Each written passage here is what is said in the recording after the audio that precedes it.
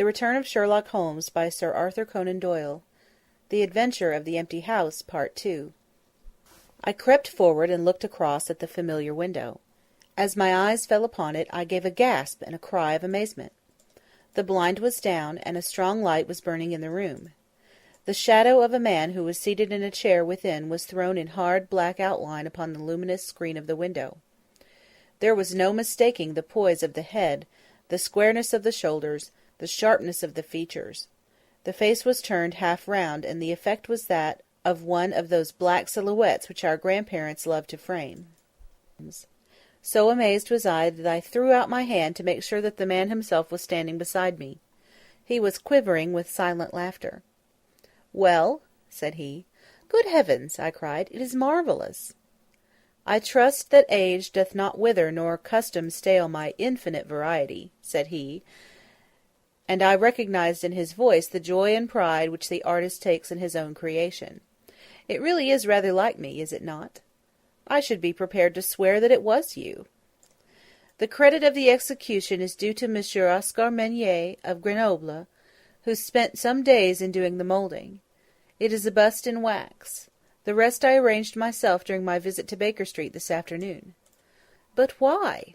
"Because, my dear Watson, I had the strongest possible reason for wishing certain people to think that I was there when I was really elsewhere." "And you thought the rooms were watched?"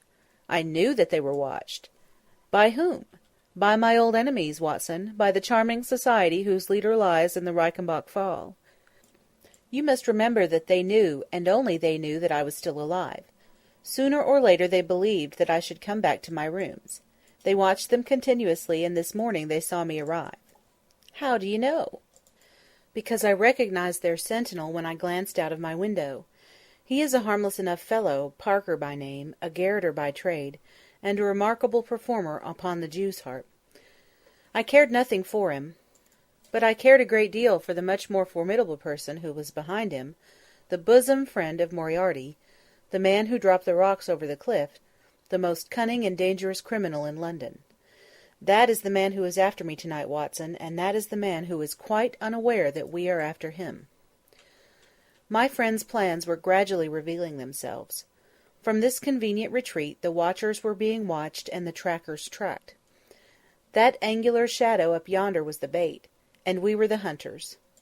In silence we stood together in the darkness and watched the hurrying figures who passed and repassed in front of us. Holmes was silent and motionless, but I could tell that he was keenly alert, and that his eyes were fixed intently upon the stream of passers-by.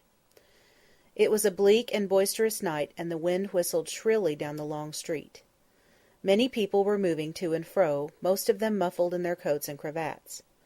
Once or twice it seemed to me that I had seen the same figure before, and I especially noticed two men who appeared to be sheltering themselves from the wind in the doorway of a house, some distance up the street. I tried to draw my companion's attention to them, but he gave a little ejaculation of impatience, and continued to stare into the street. More than once he fidgeted with his feet and tapped rapidly with his fingers upon the wall. It was evident to me that he was becoming uneasy, and that his plans were not working out altogether as he had hoped. At last, as midnight approached and the street gradually cleared, he paced up and down the room in uncontrollable agitation. I was about to make some remark to him when I raised my eyes to the lighted window, and again experienced almost as great a surprise as before. I clutched Holmes's arm and pointed upwards. "The shadow has moved!" I cried. It was indeed no longer the profile but the back which was turned toward us. 3 years had certainly not smoothed the asperities of his temper or his impatience with a less active intelligence than his own. "Of course it is moved," said he. "Am I such a farcical bungler, Watson, that I should erect an obvious dummy, and expect that some of the sharpest men in Europe would be deceived by it? We have been in this room 2 hours, and Mrs. Hudson has made some change in that figure 8 times, or once in every quarter of an hour. She works it from the front, so that her shadow may never be seen. Ah!" He drew in his breath with a shrill, excited intake. In the dim light I saw his head thrown forward, his whole attitude rigid with attention. Outside the street was absolutely deserted. Those 2 men might still be crouching in the doorway, but I could no longer see them. All was still and dark, save only that brilliant yellow screen in front of us with the black figure outlined upon its centre. Again in the utter silence I heard that thin, sibilant note which spoke of intense, suppressed excitement. An instant later he pulled me back into the blackest corner of the room, and I felt his warning hand upon my lips. The fingers which clutched me were quivering. Never had I known my friend more moved, and yet the dark street still stretched lonely and motionless before us. But suddenly I was aware of that which his keener senses had already distinguished. A low, stealthy sound came to my ears, not from the direction of Baker Street, but from the back of the very house in which we lay concealed. A door opened and shut. An instant later steps crept down the passage, steps which were meant to be silent, but which reverberated harshly through the empty house. Holmes crouched back against the wall, and I did the same, my hand closing upon the handle of my revolver. Peering through the gloom, I saw the vague outline of a man, a shade blacker than the blackness of the open door. He stood for an instant, and then he crept forward, crouching, menacing, into the room. He was within 3 yards of us, this sinister figure, and I had braced myself to meet his spring, before I realized that he had no idea of our presence. He passed close beside us, stole over to the window, and very softly and noiselessly raised it for half a foot. As he sank to the level of this opening, the light of the street, no longer dimmed by the dusty glass, fell full upon his face. The man seemed to be beside himself with excitement. His 2 eyes shone like stars, and his features were working convulsively. He was an elderly man, with a thin, projecting nose, a high, bald forehead, and a huge, grizzled moustache. An opera hat was pushed to the back of his head, and an evening dress shirt-front gleamed out through his open overcoat. His face was gaunt and swarthy, scored with deep, savage lines. In his hand he carried what appeared to be a stick, but as he laid it down upon the floor it gave a metallic clang. Then from the pocket of his overcoat he drew a bulky object, and he busied himself in some task which ended with a loud, sharp click, as if a spring or bolt had fallen into its place. Still kneeling upon the floor, he bent forward and threw all his weight and strength upon some lever, with the result that there came a long, whirling, grinding noise, ending once more in a powerful click. He straightened himself then, and I saw what he held in his hand was a sort of gun, with a curiously misshapen butt. He opened it at the breech, put something in, and snapped the breech lock. Then, crouching down, he rested the end of the barrel upon the ledge of the open window, and I saw his long moustache droop over the stock and his eye gleam as it peered along the sights. I heard a little sigh of satisfaction as he cuddled the butt into his shoulder, and saw that amazing target, the black man on the yellow ground, standing clear at the end of his foresight. For an instant he was rigid and motionless. Then his finger tightened on the trigger. There was a strange, loud whiz and a long, silvery tinkle of broken glass. At that instant Holmes sprang like a tiger on to the marksman's back, and hurled him flat upon his face. He was up again in a moment, and with a convulsive strength he seized Holmes by the throat, but I struck him on the head with the butt of my revolver, and he dropped again upon the floor. I fell upon him, and as I held him my comrade blew a shrill call upon a whistle. There was the clatter of running feet upon the pavement, and 2 policemen in uniform, with 1 plain-clothes detective, rushed through the front entrance and into the room. "That you, Lestrade?" said Holmes. "Yes, Mr. Holmes. I took the job myself. It's good to see you back in London, sir." "I think you want a little unofficial help. 3 undetected murders in 1 year won't do, Lestrade. But you handled the Molesley mystery with less than your usual—that's to say, you handled it fairly well." We had all risen to our feet, our prisoner breathing hard, with a stalwart constable on each side of him. Already a few loiterers had begun to collect in the street. Holmes stepped up to the window, closed it, and dropped the blinds. Lestrade had produced 2 candles, and the policemen had uncovered their lanterns. I was able at last to have a good look at our prisoner. It was a tremendously virile and yet sinister face which was turned towards us. With the brow of a philosopher above and the jaw of a sensualist below, the man must have started with great capacities for good or for evil. But one could not look upon his cruel blue eyes, with their drooping, cynical lids, or upon the fierce, aggressive nose and the threatening, deep-set brow, without reading nature's plainest danger signals. He took no heed of any of us, but his eyes were fixed upon Holmes's face with an expression in which hatred and amazement were equally blended. "You fiend!" he kept on muttering. "You clever, clever fiend!" "Ah, Colonel," said Holmes, arranging his rumpled collar, "journeys end in lovers' meetings, as the old play says. I don't think I have had the pleasure of seeing you since you favoured me with all those attentions as I lay on the ledge above the Reichenbach Fall." The Colonel still stared at my friend like a man in a trance. "You cunning, cunning fiend," was all that he could say. "I have not introduced you yet," said Holmes. "This gentleman is Colonel Sebastian Moran, once of Her Majesty's Indian Army, and the best heavy game shot that our Eastern Empire has ever produced. I believe I am correct, Colonel, in saying that your bag of tigers still remains unrivalled?" The fierce old man said nothing, but still glared at my companion. With his savage eyes and bristling moustache he was wonderfully like a tiger himself. "I wonder that my very simple stratagem could deceive so old a shikari," said Holmes. "It must be very familiar to you. Have you not tethered a young kid under a tree, lain above it with your rifle, and waited for the bait to bring up your tiger? This empty house is my tree, and you are my tiger. You have possibly had other guns in reserve, in case there should be several tigers, or in the unlikely supposition of your own aim failing you. These," he pointed out, "are my other guns. The parallel is exact." Colonel Moran sprang forward with a snarl of rage, but the constables dragged him back. The fury upon his face was terrible to look at. "I confess that you had one small surprise for me," said Holmes. "I did not anticipate that you would yourself make use of this empty house and this convenient front window. I had imagined you as operating from the street, where my friend Lestrade and his merry men were awaiting you. With that exception, all has gone as I expected." Colonel Moran turned to the official detective. "You may or may not have just cause for arresting me," said he, "but at least there can be no reason why I should submit to the gibes of this person. If I am in the hands of the law, let things be done in a legal way." "Well, that's reasonable enough," said Lestrade. "Nothing further you have to say, Mr. Holmes, before we go?" Holmes had picked up the powerful air-gun from the floor and was examining its mechanism. "An admirable and unique weapon," said he, "noiseless and of tremendous power. I knew von Herder, the blind German mechanic, who constructed it to the order of the late Professor Moriarty. For years I have been aware of its existence, though I have never before had the opportunity of handling it. I commend it very specially to your attention, Lestrade, and also the bullets which fit it."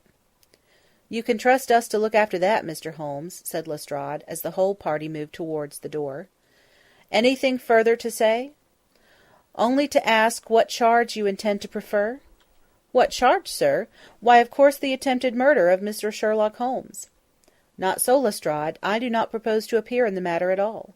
To you, and to you only, belongs the credit of the remarkable arrest which you have effected.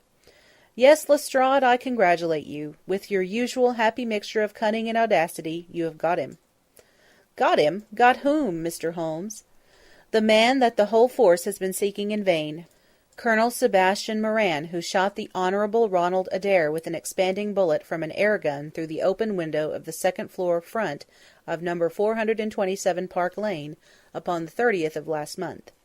That's the charge, Lestrade. And now, Watson, if you can endure the draught from a broken window, I think that half an hour in my study over a cigar may afford you some profitable amusement."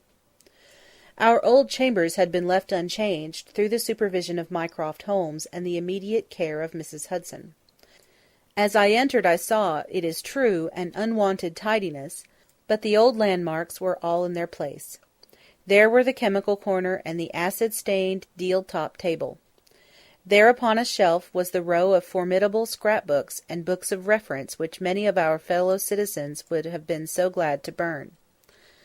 The diagrams, the violin case, and the pipe-rack, even the Persian slipper which contained the tobacco, all met my eyes as I glanced round me. There were two occupants of the room, one Mrs. Hudson, who beamed upon us both as we entered, the other the strange dummy which had played so important a part in the evening's adventures. It was a wax-coloured model of my friend, so admirably done that it was a perfect facsimile. It stood on a small pedestal table with an old dressing-gown of Holmes's so draped round it that the illusion from the street was absolutely perfect. "I hope you observed all precautions, Mrs. Hudson?" said Holmes. I went to it on my knees, sir, just as you told me. Excellent. You carried the thing out very well. Did you observe where the bullet went? Yes, sir. I'm afraid it has spoilt your beautiful bust, for it passed right through the head and flattened itself on the wall. I picked it up from the carpet.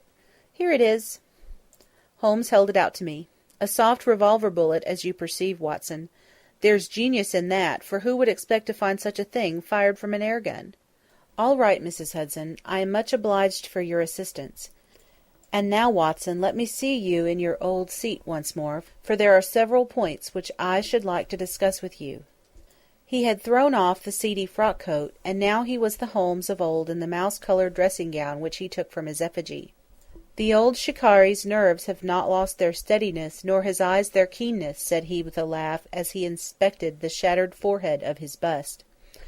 Plumb in the middle of the back of the head, and smack through the brain. He was the best shot in India, and I expect that there are few better in London. Have you heard the name? No, I have not. Well, well, such is fame. But then, if I remember right, you had not heard the name of Professor James Moriarty, who had one of the great brains of the century. Just give me down my index of biographies from the shelf. He turned over the pages lazily, leaning back in his chair and blowing great clouds from his cigar. My collection of M's is a fine one, said he. Moriarty himself is enough to make any letter illustrious, and here is Morgan the poisoner, and Meridew of abominable memory, and Matthews, who knocked out my left canine in the waiting-room at Charing Cross, and finally here is our friend of tonight. He handed over the book, and I read. Moran, Sebastian, Colonel. Unemployed. Formerly 1st Bangalore Pioneers. Born London, 1840. Son of Sir Augustus Moran, C.B., once British Minister to Persia. Educated Eton and Oxford. Served in Jawaki campaign, Afghan campaign, Charasiab, Dispatches, Sherpur, and Kabul.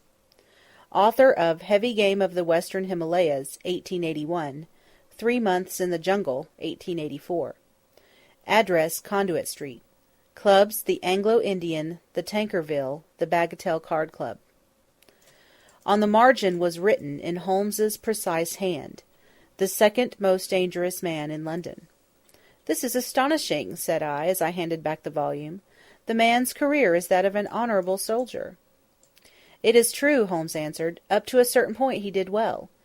He was always a man of iron nerve, and the story is still told in India how he crawled down a drain after a wounded man-eating tiger. There are some trees, Watson, which grow to a certain height, and then suddenly develop some unsightly eccentricity. You will see it often in humans. I have a theory that the individual represents in his development the whole procession of his ancestors, and that such a sudden turn to good or evil stands for some strong influence which came into the line of his pedigree. The person becomes, as it were, the epitome of the history of his own family. It is surely rather fanciful. Well, I don't insist upon it. Whatever the cause, Colonel Moran began hot to hold him. He retired, came to London, and again acquired an evil name.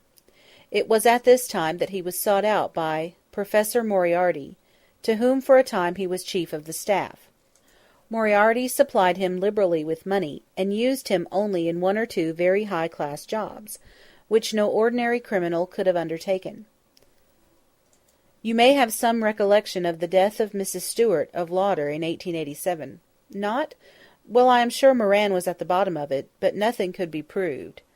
So cleverly was the colonel concealed that, even when the Moriarty gang was broken up, we could not incriminate him. You remember at that date, when I called upon you in your rooms, how I put up the shutters for fear of air-guns?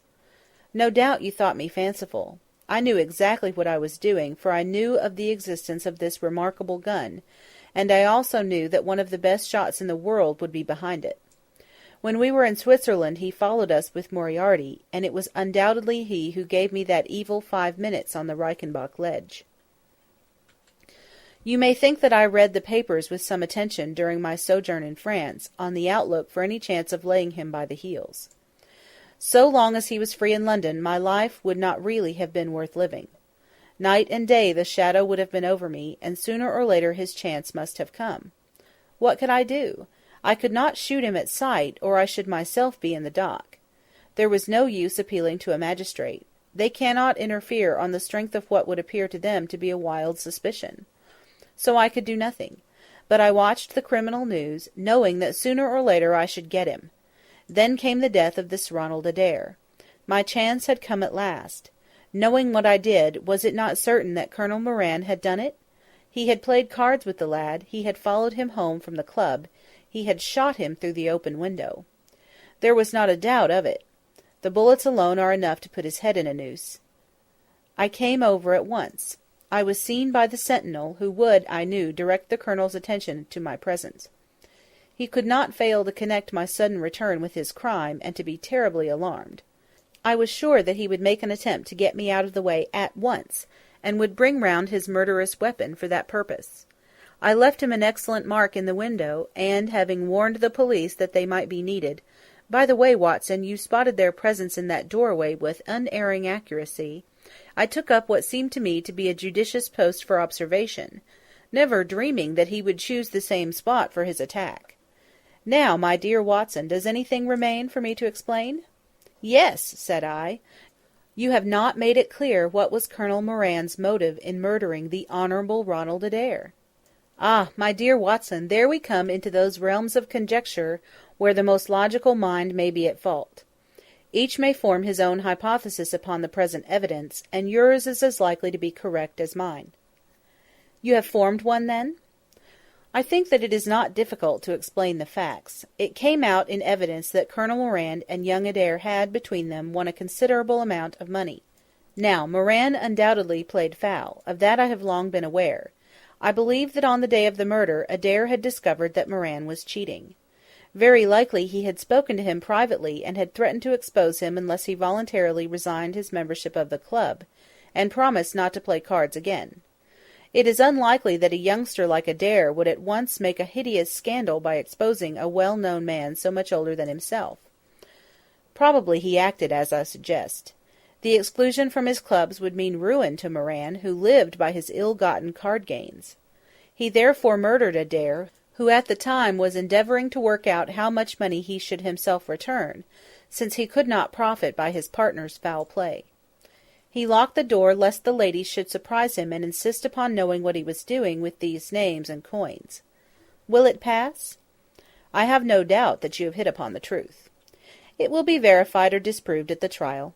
Meanwhile, come what may, Colonel Moran will trouble us no more. The famous air-gun of von Herder will embellish the Scotland Yard Museum, and once again Mr. Sherlock Holmes is free to devote his life to examining those interesting little problems which the complex life of London so plentifully presents. End of The Adventure of the Empty House, Part 2.